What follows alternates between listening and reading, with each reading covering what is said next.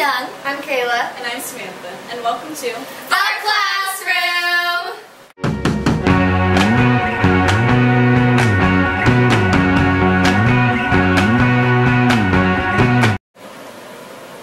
Online learning is still a relevantly new and foreign concept to students, instructors, and others, but it actually has been around for longer than you think. Plato, which is the program logic for automatic teaching operations, was developed in 1960 of the University of Illinois and was the first internet-based learning system.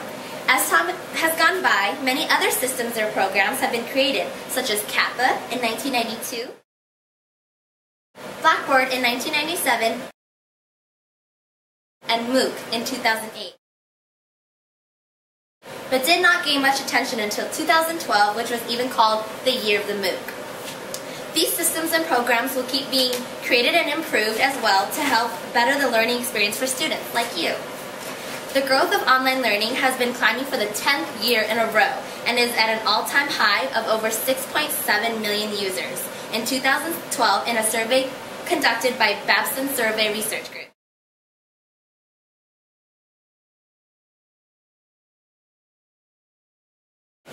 That means 6.7 million students took at least one online course through college during 2011, which is roughly 570,000 more students than the prior year.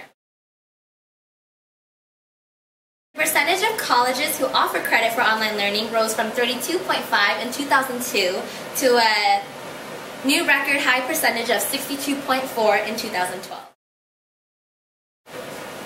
After seeing these statistics, it would be safe to say that online learning is effective and will continue to improve. Unfortunately, some people still believe that online learning is a negative and unbeneficial alternative to face-to-face classrooms. Even though in the same 2012 survey conducted, they found that 77% of academic leaders rate that learning online is the learning outcome in online education as the same or even superior to traditional classes. Some people believe that human elements are really needed to truly educate a student, or students need to work with people who are also learning in cohorts to learn better. However, if we saw all the available tools and resources available for online classes, we can plainly see how beneficial it is to the individual student. You guys all just took a little quiz to figure out how you learn best, which was made by VARK, which is this learning method system that stands for visual, audio, reading, writing, and kinesthetic methods of learning. Most would assume that online learning only benefits visual learners because students do everything through a computer monitor screen. But after research, we found many ways where all types of learners can benefit from taking an online class. Through our research, we agree that online learning should be embraced and not discouraged because it improves learning capabilities, and there are plenty of new and exciting plans for online learning in future years. Here's proof how. VARK was created by Neil Fleming, and it is the most common method of comprehending information. It is used by most educational systems in the U.S. It stands for visual, audio, reading, writing, and kinesthetic. In 2001, Neil Fleming took a survey himself to see how many students identified with each of these learning methods. 41% identified with one single method, 27% with two, 9% with three, and 21% with four. Visual learners can identify with diagrams, graphs, colors, charts, written text, fonts, spatial arrangements, and designs.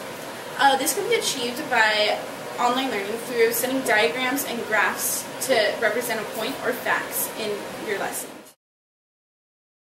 Oral learners can be accommodated through debates, arguments, discussions, conversations, audio tapes, video and audio seminars, and music and drama.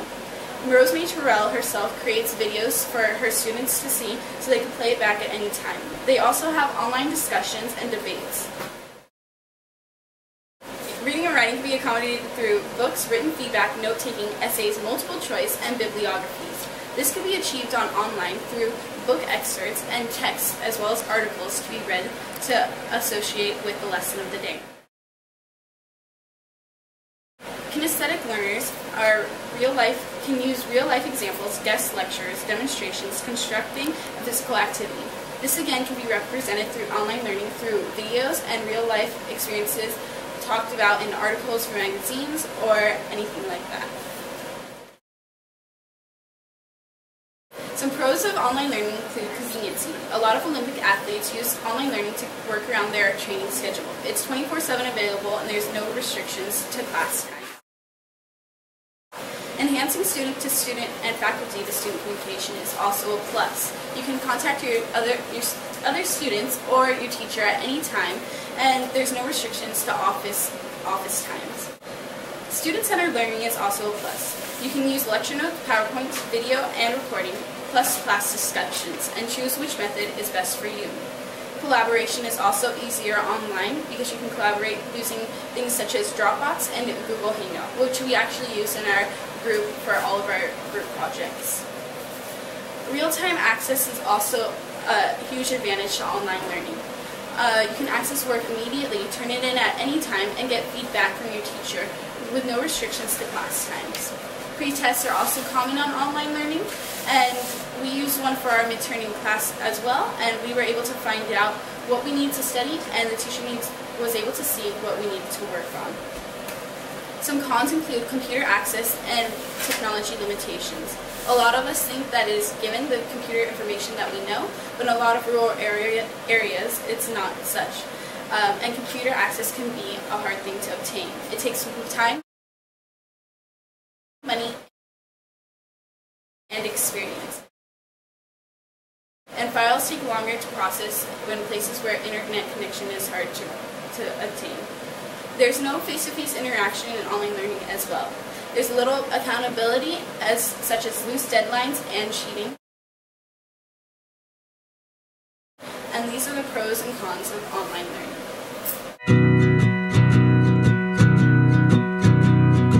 Although there are many problems to online learning, there are many solutions.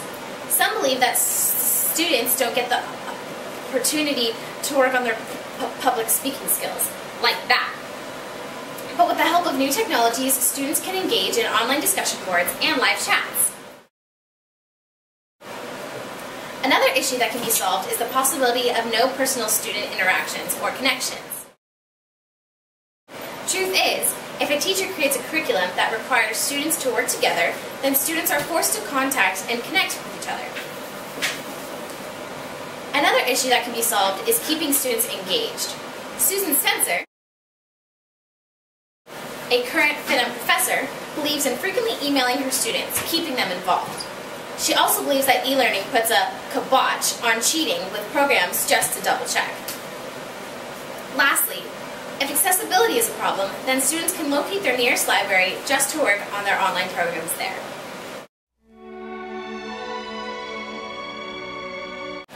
Our generation is used to the world of computers, internet access, and internet communication. We have Skype, Google+, Word document, Blackboard, PowerPoint, and YouTube. And all these help in the innovation and growth of online learning. All major online colleges and universities report great increases in the number of students enrolling. Higher learning institutions have declared a 25% increase in online learning over the past 4 years. As the quality of online learning continues to improve and adapt to the ever-changing technology, students will be able to experience a variety of teaching platforms that accommodate a variety of learning styles and standards.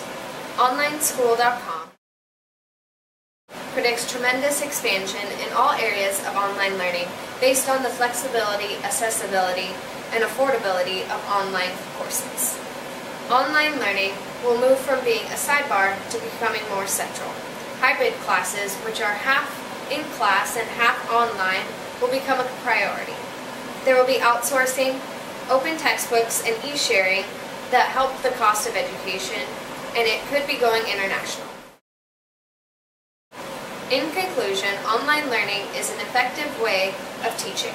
Visual learners have access to charts and graphs, audio learners have videos and online discussions. Reading and writing have essays to write and articles to read.